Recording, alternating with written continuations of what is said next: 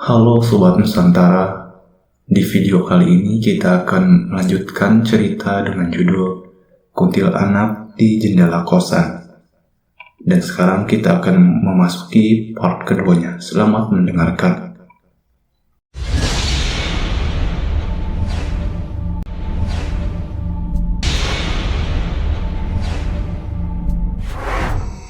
Pagi itu, Hana menatap cermin di kamar mandi kos. Dengan pandangan kosong, bayangan dirinya terlihat pucat, matanya sembab. Tapi, bukan itu yang paling aneh. Saat ia menyentuh wajahnya sendiri, bayangan di cermin itu tidak mengikuti gerakannya. Refleksi Hana tertunda, seolah ada jeda antara kenyataan dan bayangan. Perlahan, bayangan dalam cermin tersenyum padanya. Padahal Hana tidak sedang tersenyum. Ia menjatuhkan sikat gigi dan mundur. Keringat dingin mengucur dari pelipisnya. Ketika ia melihat kembali ke cermin, pantulan itu kembali normal. Hana tahu sesuatu dalam dirinya sudah berubah. Sepanjang hari itu, Hana mulai melihat bayangan-bayangan samar di sudut ruangan. Seperti orang berdiri di pojok kamar, tapi menghilang ketika didekati. Ia mendengar suara langkah di atap.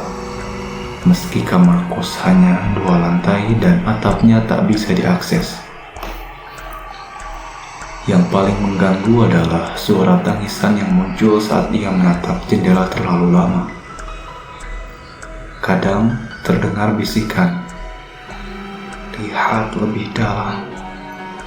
Bukan hanya aku, mereka semua menunggu." Malam itu, mimpi Hana kembali datang. Kali ini ia berada di lorong panjang tanpa ujung. Di dinding kiri dan kanan tergantung bingkai foto. Semuanya buram. Namun, satu bingkai paling besar menunjukkan wajah Laras. Dengan mata kosong, berdarah, dan mulut terkunci oleh benang hitam. Laras menunjuk ke arah Hana, lalu menunjuk ke arah lain, di mana sebuah pintu kecil muncul di ujung lorong. Tertulis di atasnya, "Pintu keempat, jangan dibuka sebelum kau siap." Ketika Hana mendekat, tangannya terbakar hebat. Bahkan sebelum menyentuh kenop itu,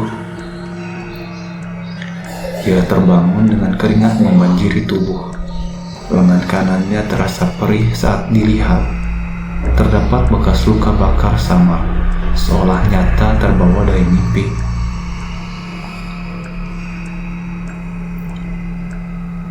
Dengan dorongan dari Burini, Hana kenalkan kepada Bayu, seorang mahasiswa semester akhir yang dikenal punya mata ketiga. Bayu tinggal tidak jauh dari kos dan pernah membantu beberapa warga kampung ketika mereka mengalami gangguan. Ketika Hana menceritakan semua pengalamannya, Bayu hanya mengangguk tenang. Tapi ketika ia menyentuh buku catatan Laras yang Hana bawa, ia mendadak terdiam.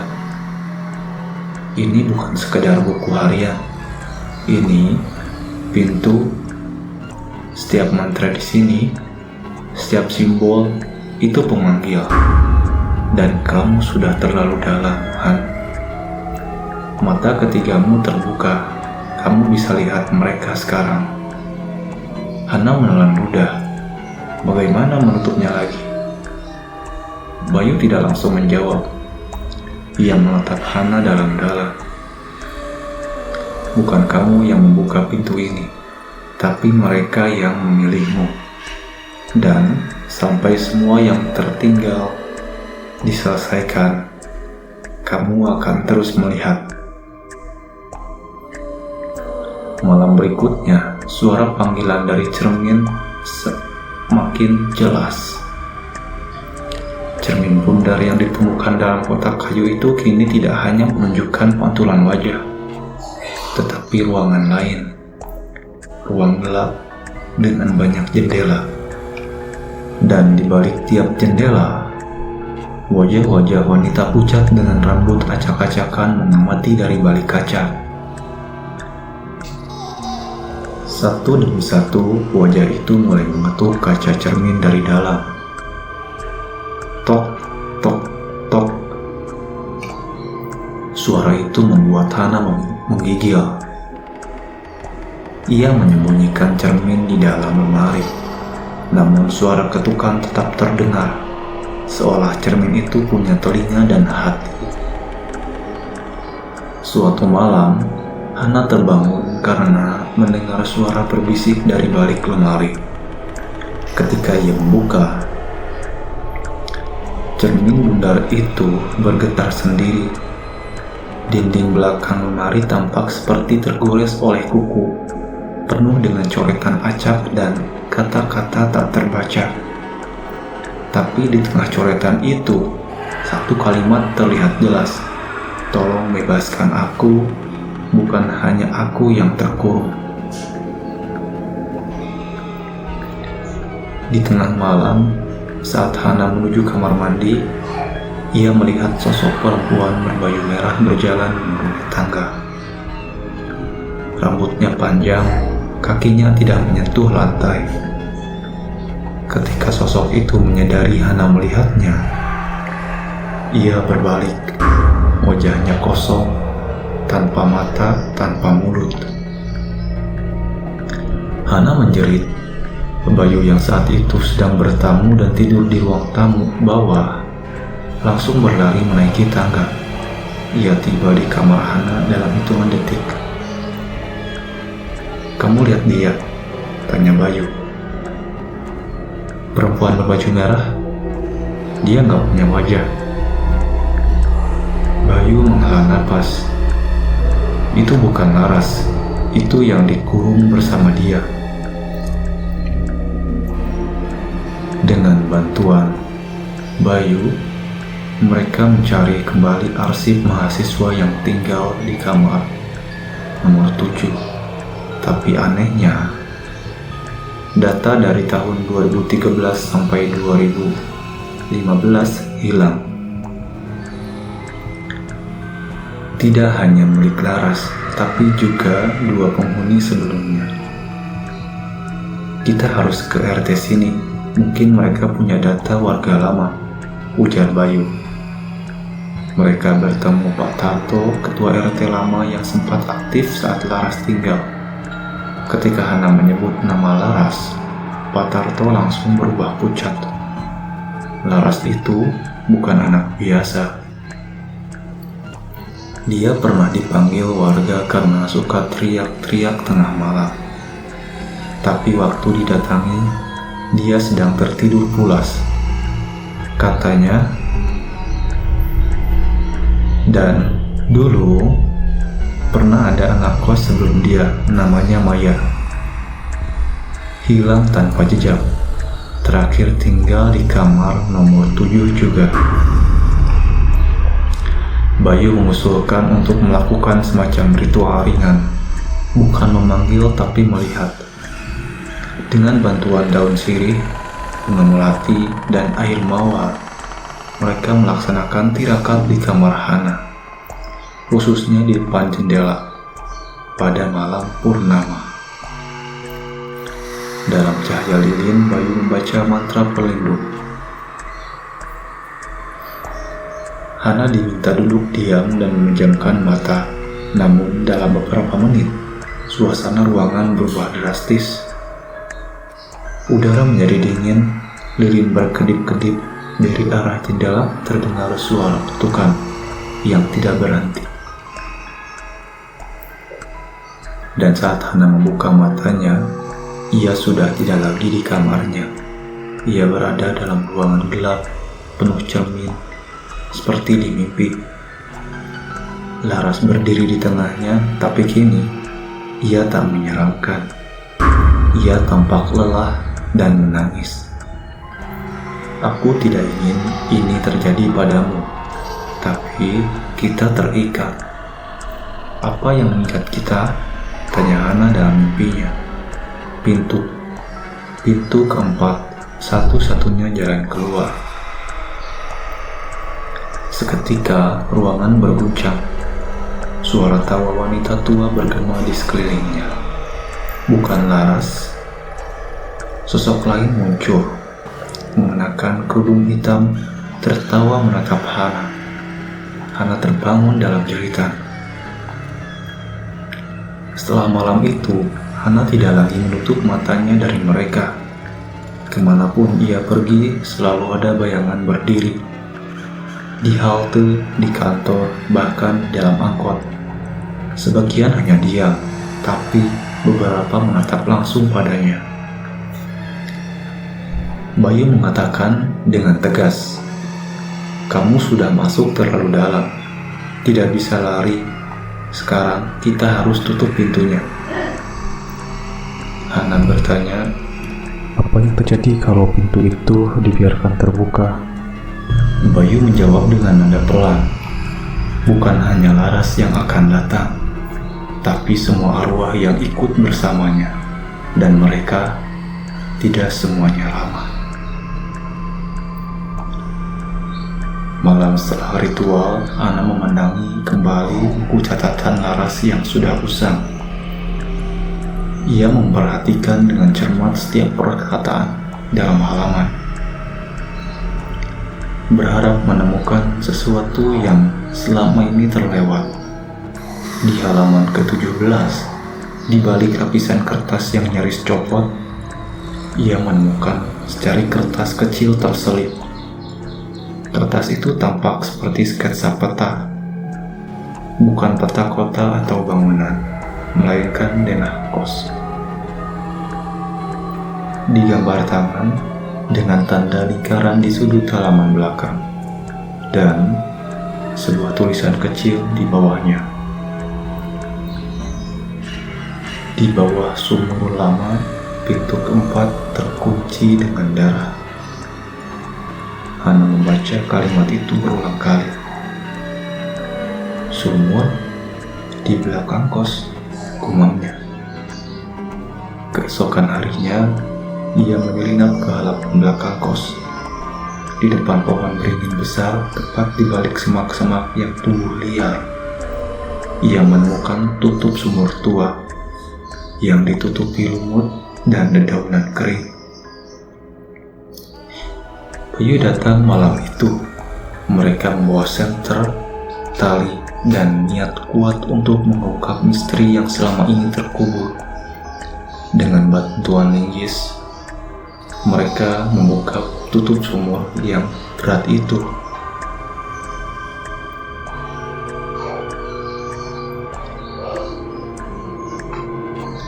Aroma basah dan tanah tua langsung menyergap hidung mereka. Saat menyorotkan senter ke dalam sumur, mereka melihat tangga besi berkarat. Turun ke bawah, Bayu turun lebih dulu, diikuti Hana yang meski gemetar menolak mundur. Di dasar sumur, mereka menemukan sebuah lorong pendek dengan dinding batu. Lorong itu hanya cukup dilewati satu orang dalam posisi membungkuk. Dan di ujung lorong, ada pintu kayu tua dengan simbol mata yang sama, seperti yang ada di buku catatan Laras. Pintu itu tertutup rapat, tidak ada kenop, hanya celah tipis dan bekas goresan kuku di kayunya. "Kita nggak bisa buka sekarang," kata Bayu sambil menyentuh pintu itu.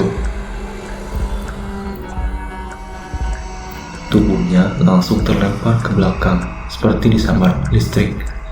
Hana berteriak, namun Bayu segera bangkit meski tubuhnya gemetar. "Ada segel, ini bukan pintu biasa, ini perjanjian. Dan seseorang harus membayar kalau ingin membukanya." Hana menggigil. "Apa maksudnya membayar?" Bayu menatapnya serius. "Nyawa." Malam itu Hana membaca ulang semua catatan Laras. Kali ini sambil mencatat semua tanggal, simbol, dan nama yang pernah disebut. Ia menemukan bagian yang belum sempat ia perhatikan sebelumnya.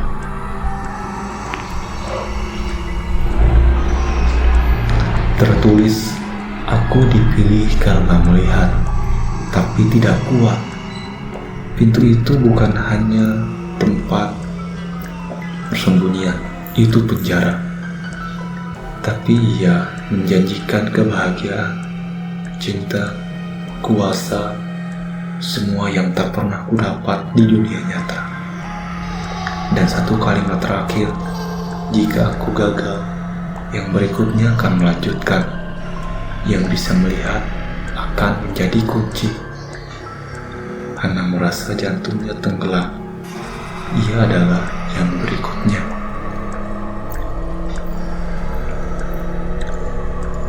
Beberapa malam setelah kunjungan ke sumur, Hana mulai bermimpi aneh lagi. Tapi kali ini bukan Laras yang datang. Seorang perempuan dengan seragam kuliah tahun 2010-an muncul. Wajahnya pucat, tubuhnya bersih dari luka. Ia mengenalkan dirinya.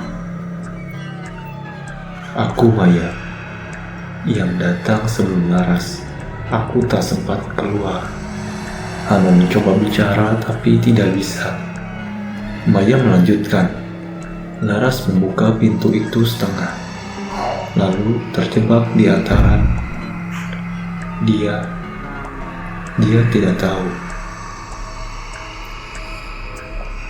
Yang dipanggil bukan hanya satu, ada makhluk lain, lebih tua yang menipu dengan janji.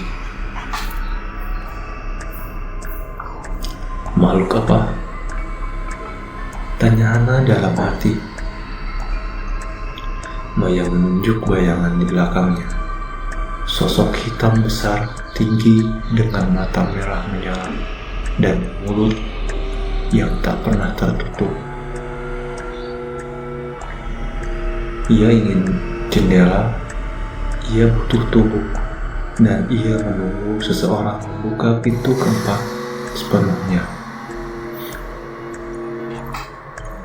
Keesokan paginya, Hana bangun dengan rasa nyeri di bahu. Saat membuka bajunya, ia melihat tanda lebam berbentuk tangan dengan jari-jari panjang, bukan jari manusia. Bayu memeriksanya dan tampak gelisah. "Waktumu tidak banyak, kan? Kalau kamu terlalu lama jadi jendela itu, kamu bisa tertarik ke dalam. Dan setelah itu, nggak akan ada yang bisa bantu." Bayu mendatangi seorang tetua desa bernama Pak Kiamat, yang dikenal sebagai orang yang pernah terlibat dalam penutupan pintu serupa di daerah lain.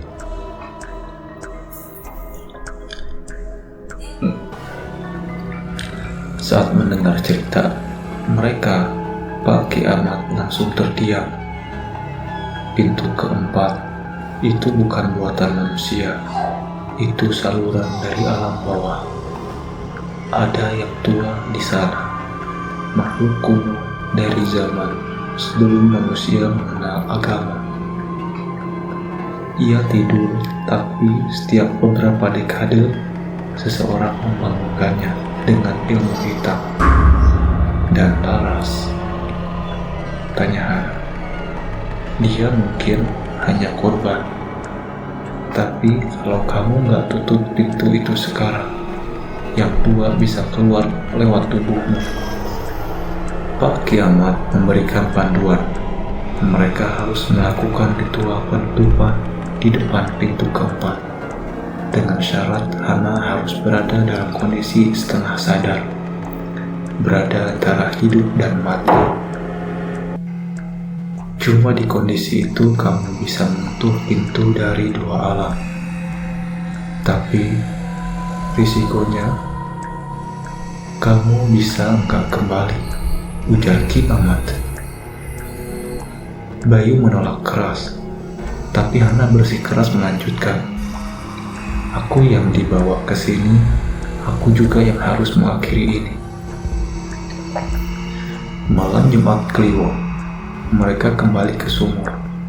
Kali ini membawa sesajen, memakanti air dari 7 sumur, cermin bundar laras, dan tali anyaman dari serat kelapa yang sudah dirapal doa.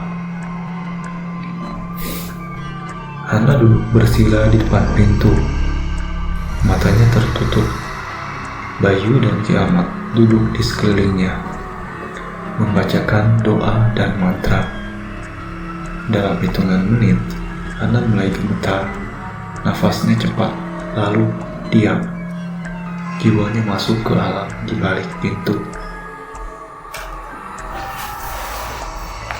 Di sisi lain, Hana berada di ruangan yang dingin dan sangat luas, seperti ruang bawah tanah tanpa ujung. Dindingnya dipenuhi jendela, dan di balik tiap jendela ada makhluk-makhluk menatapnya. Wanita, anak-anak, lelaki tua, semua arwah yang terperangkap karena melihat terlalu dalam. Dan di tengah ruangan berdiri makhluk itu. Tinggi, wajahnya menyerupai manusia, namun kulitnya gelap seperti arang terbakar. Matanya merah dan suaranya seperti ribuan cerita. Kau jendelaku, kau membawaku cahaya. Jangan tutup pintuku. Tapi dari belakang muncul laras. Tubuhnya bercahaya membawa cermin bundar. Hana, cepat, tatap cermin, ingat siapa kamu. Hana menatap cermin. Di dalamnya, ia melihat dirinya menangis, ketakutan, tapi masih hidup. Dengan sisa tenaga, ia lemparkan cermin itu ke arah makhluk. Krak. Suara kaca pecah, menggema. Diikuti jeritan makhluk itu, segalanya berguncang.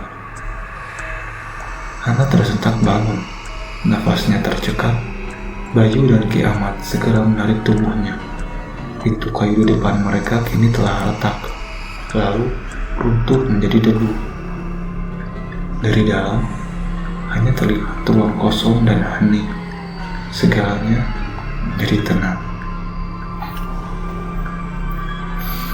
Sejak malam itu, suara ketukan pukul 00.17 dini hari tak pernah terdengar lagi.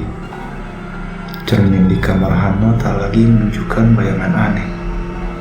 Tidak ada tangisan lagi.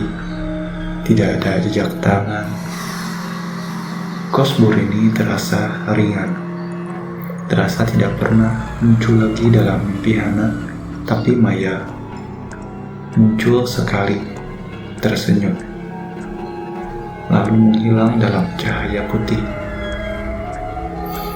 Beberapa minggu kemudian, Hana memutuskan pindah kos, bukan karena takut, tapi karena ia tahu tugas di sana sudah selesai. Saat mengepak barang, ia menemukan selai kertas di bawah kasur. Tulisannya samar. Terima kasih, Hana. Kamu sudah menutup jendela. Tapi ingat, di tempat lain masih ada pintu yang belum terkunci. Selesai bab. Terima kasih untuk Sobat Nusantara yang sudah mendengarkan dari awal sampai akhir. Jangan lupa untuk terus support kita dengan subscribe, like, comment, and share. Dan nantikan part selanjutnya. See you.